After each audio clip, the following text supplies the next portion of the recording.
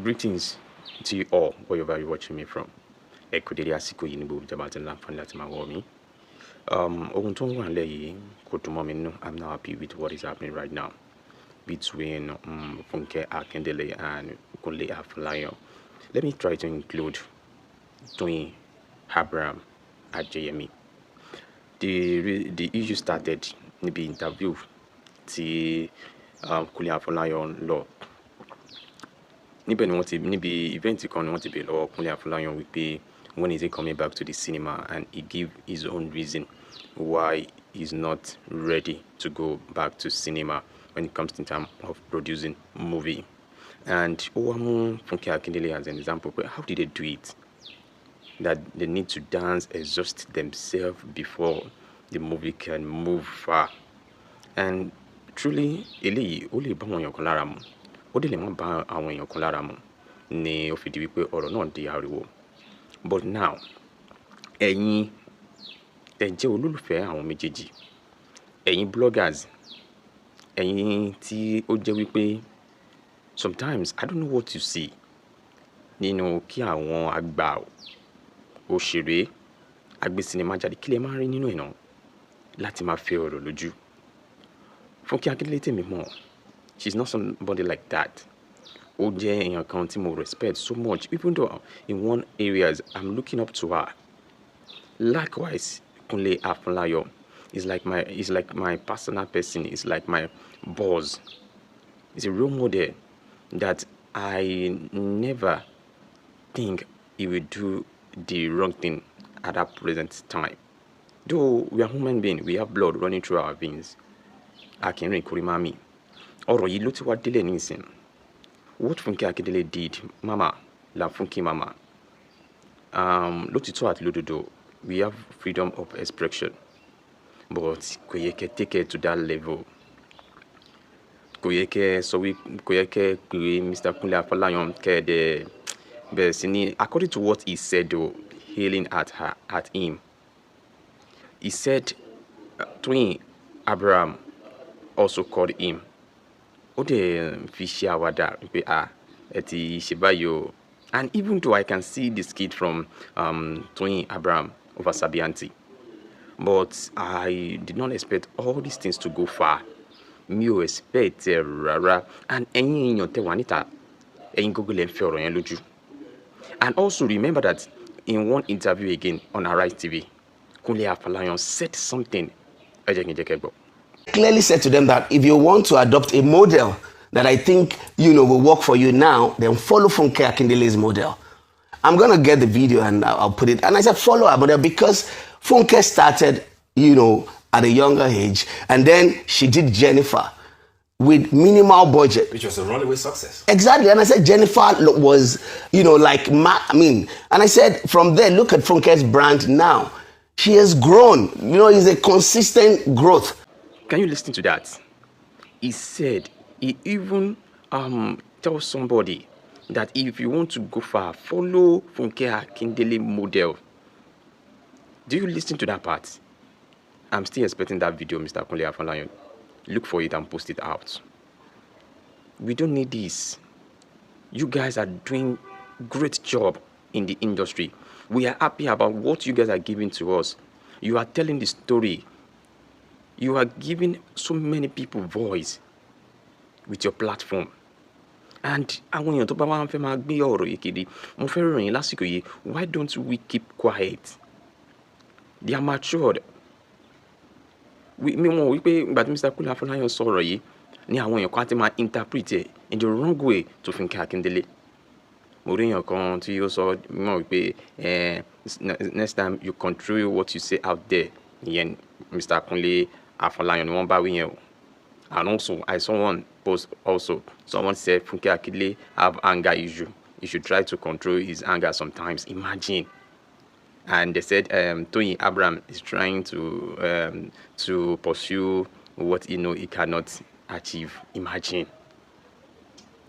See, people out there, let's try to give these people, let's try to give them their respect they deserve. What is she dáadáa fún wa tó? They have been doing a lot of job to make sure that their movie is doing well out there. And for that exhausting stuff, yes, it may not go well with Mr. Kunle Afolayan because he said he cannot be dancing, doing that, and at the end of everything, òun ò ní rí owó tó dáa. These are the things tí kò bá àwọn lọ, but àwọn tó ń ṣe wọ́n mọ ìdí tí wọ́n fi ń ṣe, tí wọ́n fi ń gbé sinimá wọn, tí wọ́n fi ń gbé fíìmù wọn lọ sí sinimá. Funke Akindele breaking records, eating it, and he's happy, and she's happy rather. Inú ẹ̀ ń dùn. Not about the money. We can see the joy. We can see the smile she's putting out there. Also, Toyin Abraham, we can see how she's doing her own stuff too. Making sure that everything about filming is going in line. Imagine, tá bá wá sọ pé eléyìí ènìyàn tún fẹ́ máa gbé káàkiri tó kiri ò bá lanu, aláǹgbá ò lè wọ gírí.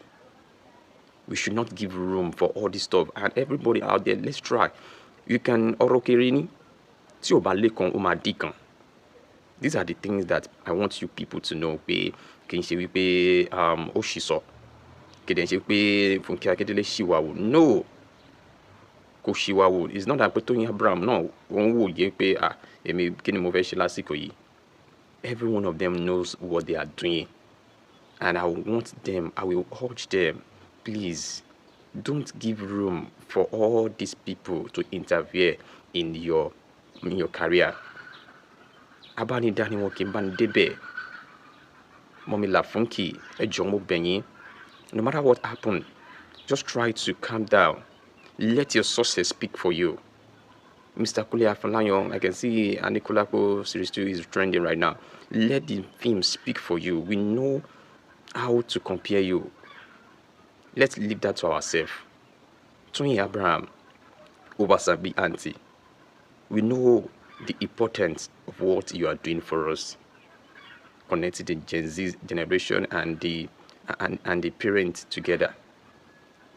Passing your message to people out there with what you know how to do best.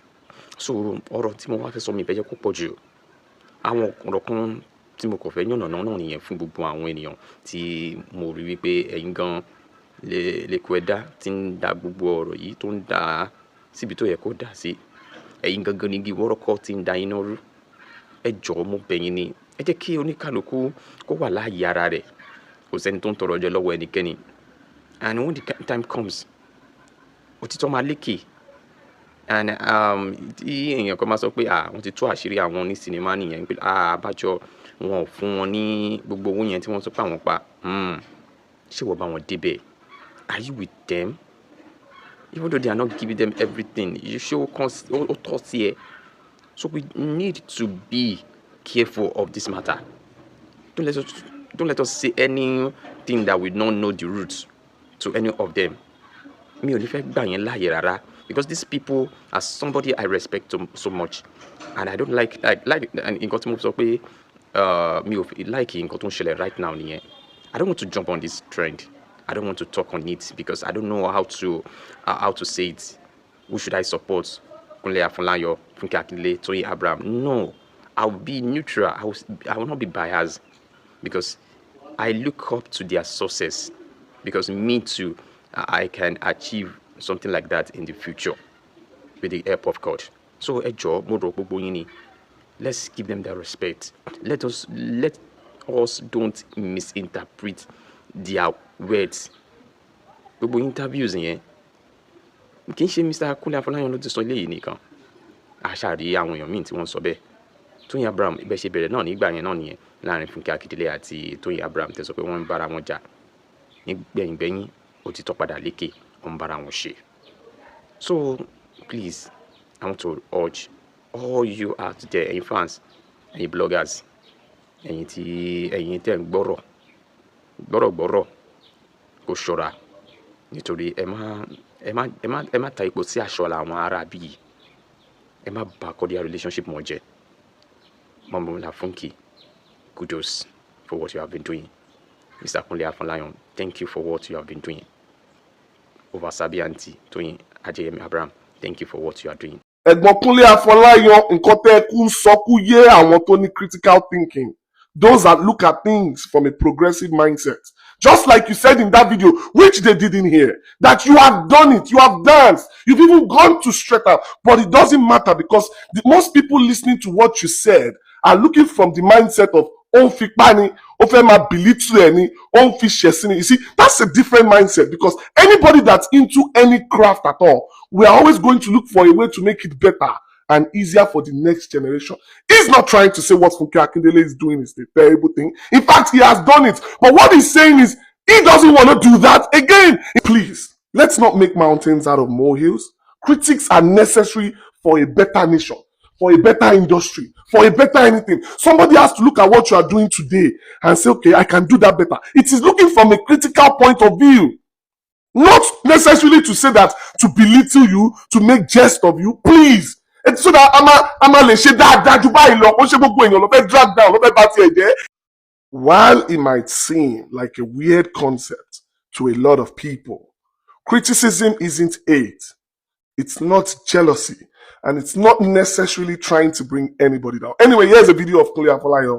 Our colleagues, I support people's project. I support people's initiative. I don't know what got into Funke, but I have absolutely nothing against that. And I didn't say they shouldn't dance. I just said that we can have, as a matter of fact, that 3 days ago at the conference, Mohabudu said the same thing. Mohabudu said, oh, I gave it to Funke and Toyin. But the reason why she's opening a platform, she's opening a new distribution platform, she said it's because the cinema thing, for her, she's not sure. And that is why she announced there's a film they're about to do, and they're releasing in December. But they are releasing in December, and she already announced now.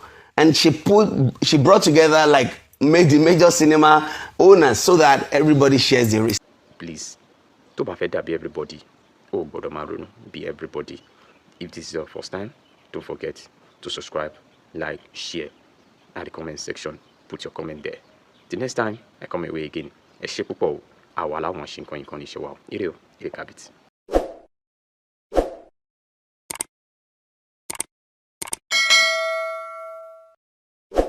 ọ̀tẹ̀ ló ń jẹ́ ló ń pè ọ́ kò sẹ́ni tí ò lórúkọ tiẹ̀ àti wípé ọmọ kì í gọ̀ títí sẹ́ẹ̀ kó gbàgbé orúkọ ara rẹ̀. ààfin tèmi ò nílò ìdánimọ̀ lọ́jà tó bá dọ́jà báyìí wọ́n á mọ̀ kó dọ́jà ni èmi tí ń tòótọ́ Samuel Owóyẹmí fẹ́lẹ́fẹ́lẹ́ láyé lórúkọ mi fẹ́lẹ́ ní gbogbo èèyàn mọ̀ mí sí èmi náà kọ́ Ọlọ́run ọba òkè ló fún mi ṣe ní gbogbo ìgbà.